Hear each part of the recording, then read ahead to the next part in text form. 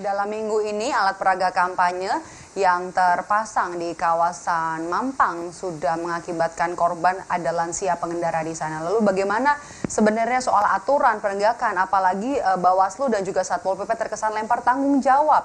Bagaimana evaluasinya tentang pemasangan alat peraga kampanye kita akan bahas bersama dengan peneliti dari Perludem, ada Fadli Ramadhanil. Selamat sore Mas Fadli, terima kasih sudah meluangkan waktu untuk Rumah Pemilu. Saya mau langsung tanya, sebenarnya kalau untuk pemasangan APK, kita bahas saja untuk wilayah DKI Jakarta, apa evaluasi dari Perludem? Ya, kalau dilihat di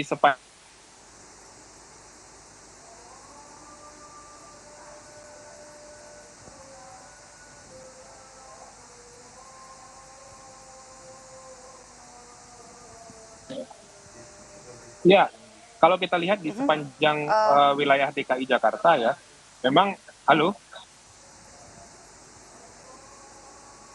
halo, Ya, silakan Mas. halo. Kalau kita lihat di sepanjang wilayah DKI Jakarta, memang pemasangan alat peraga itu sangat masif sekali, luar biasa, dan banyak sekali lokasi-lokasi yang pemasangannya itu tidak berada pada wilayah kampanye atau titik lokasi kampanye yang kemudian diatur oleh KPU. Misalnya di beberapa jembatan-jembatan penyeberangan, kemudian di jalan-jalan protokol, itu kan tempat-tempat yang pastinya tidak boleh melakukan aktivitas kampanye. Nah, ini yang mestinya harus segera ditertibkan oleh Bawaslu bersama dengan pemerintah daerah. Saya kira tidak perlu harus menunggu ya peringatan kepada peserta pemilu. Tidak perlu harus kemudian menunggu persetujuan peserta pemilu. Tidak perlu juga ragu untuk melakukan penertiban terhadap alat peraga ini. Bahwa tinggal melihat saja alat peraga kampanye itu dipasang di jembatan, di tiang listrik, di jalan protokol, itu sudah pasti tidak boleh. Dan harus segera ditertibkan. Dan Bawaslu tinggal berkoordinasi saja dengan Satpol.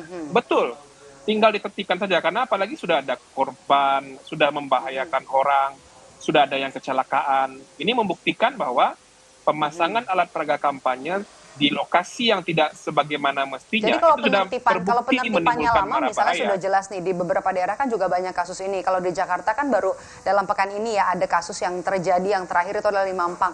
Kalau ada yang memang kalau kita lihat ada kemungkinan itu bisa membahayakan pengendara atau pengguna jalan, apa yang harus langsung dilakukan? Langsung dicabut saja kah tanpa ada komunikasi terlebih dahulu kalau memang terbukti melanggar, begitu Mas Fadli? Ya, Bawaslu tinggal berkoordinasi dengan pemerintah daerah, dalam hal ini Satpol PP, lalu kemudian menertibkan alat peraga kampanye itu. Jadi kalau minta izin pula kepada peserta pemilu, menurut saya itu aneh, Mbak. Karena masa orang melanggar kemudian sudah melakukan pelanggaran, karena sudah jelas, terus ketika akan sudah jelas melanggar ya, dulu dipasang kepada di tempat yang tidak seharusnya ya. Betul, betul, betul. Ini yang mestinya disadari oleh Bawaslu. Jadi kalau statement Ketua Bawaslu nanti akan mengingatkan KPU. Nah, kalau sampai sekarang masih ada di tempat-tempat dengan, yang tidak seharusnya, kalau gitu salah siapa dong, Mas? Ya berarti pertama peserta lambat, pemilunya begitu? punya betul, salah satunya Bawaslu lambat untuk menindaklanjuti ini bersama dengan pemerintah daerah. Tentunya peserta pemilu memasang tempat yang tidak semestinya. Dan ini mesti jadi peringatan keras juga kepada para peserta pemilu, partai politik, caleg, dan juga pasangan calon presiden. Nah, kita kan bisa lihat, Mbak, bagaimana kejadian-kejadian alat peraga itu menghalangi. Dan yang menegakkan untuk pemasangan ini juga salah ya. Kalau kita lihat ini kurang dari 1 bulan lagi kita akan memilih, artinya semakin sedikit waktu masa kampanye ya. Sebenarnya untuk penggunaan APK ini masih efektif nggak sih di pemilu 2024 ini, Mas Fadli? Dalam banyak studi, dalam banyak pembelajaran dan penelitian, penggunaan alat peraga kampanye dipandang sesuatu yang tidak efektif lagi sebetulnya. Karena masyarakat tidak bisa berdialog pasti dengan alat peraga kampanye, masyarakat tidak bisa berkomunikasi dengan spanduk, tapi masyarakat bisa berkomunikasi dengan peserta pemilu, caleg masyarakat, dan berdialog. Nah, kalau hanya mengandalkan baliho di mana-mana, memasang bendera di mana-mana, itu menurut saya selain tidak memberikan efek elektoral apa-apa, itu juga tidak akan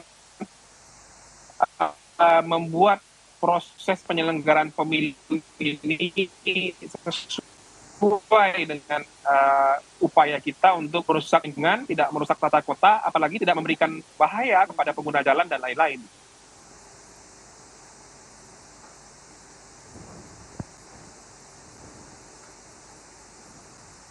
Oke, alat peraga kampanye yang sebenarnya tujuan sejatinya adalah untuk bisa menarik simpati publik dengan alat peraga kampanye yang dipasang melanggar aturan, menyalahi aturan ini, apakah tidak semakin mendegradasi kepercayaan publik atau juga simpati publik terhadap orang yang kemudian berkampanye kepada caleg atau juga capres begitu? Kalau posisi saya sebagai pemilih, ya Mbak, menurut saya ini sudah sangat mengganggu ya. Masyarakat jadi kesal, masyarakat jadi marah, masyarakat menjadi merasa sangat terganggu dengan alat peraga kampanye yang dipasang berserakan di tengah kota. Dan bahkan kalau kita lihat itu banyak sekali yang dipasang di dekat kantor KPU, dipasang dekat kantor Bawaslu, tapi tidak ada respon apa-apa. Nah ini yang menurut saya jadi pertanyaan serius juga. Apakah ini sudah dianggap sesuatu yang sudah terbiasa, lalu kemudian dibiarkan saja? Ya, ini yang sangat disayangkan sebetulnya.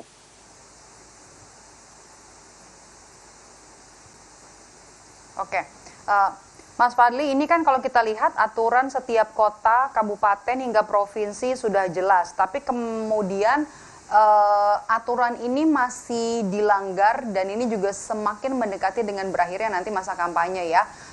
Menurut Anda, apa yang perlu digarisbawahi? Apa yang salah di sini? Apakah karena ada yang bilang karena masa kampanye yang sangat singkat kalau kita bandingkan dengan pemilu-pemilu sebelumnya? Apakah itu juga bisa jadi alasan?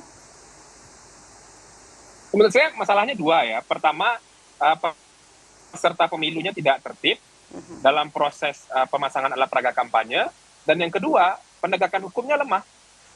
Nah, penegakan hukum lemah ini kan problemnya ada di Bawaslu, ada di pemerintah daerah melalui Satpol PP. Nah, kalau kemudian kita bicara apa yang salah, ya dua itu yang salah menurut saya. Nah, kalau dalam kondisi sekarang sudah ada korban, sudah ada pelanggaran ketertiban, nah kalau memang masih dibiarkan, ya memang kita tidak serius dalam memberikan pendidikan politik, memberikan pembelajaran kepada masyarakat, dan tidak serius juga dalam melakukan penegakan hukum.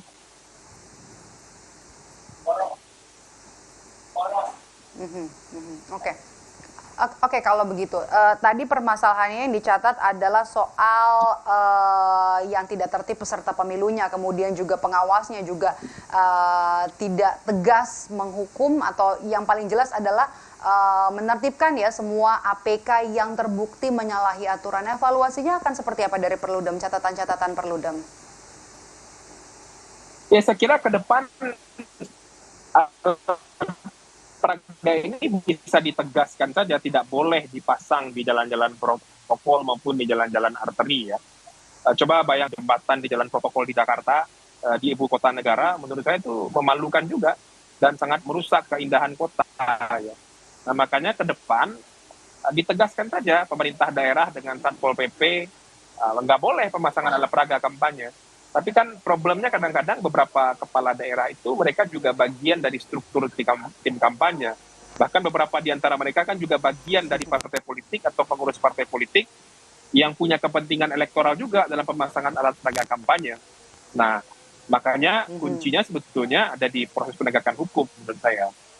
Bawaslu ya sebagai aktor yang tidak punya kepentingan dalam pemasangan alat peraga, artinya tidak punya kepentingan dalam untuk proses elektoralnya.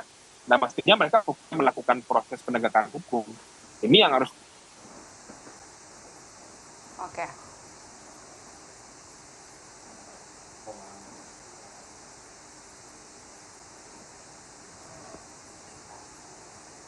Itu artinya Bawaslu, jadi Perludem catatannya yang paling besar adalah soal peserta pemilu yang tidak tertib, kemudian juga penegakan hukumnya yang kurang tegas begitu, dan termasuk sekarang adalah kita nantikan bentuk tanggung jawab dari Bawaslu yang harusnya tidak punya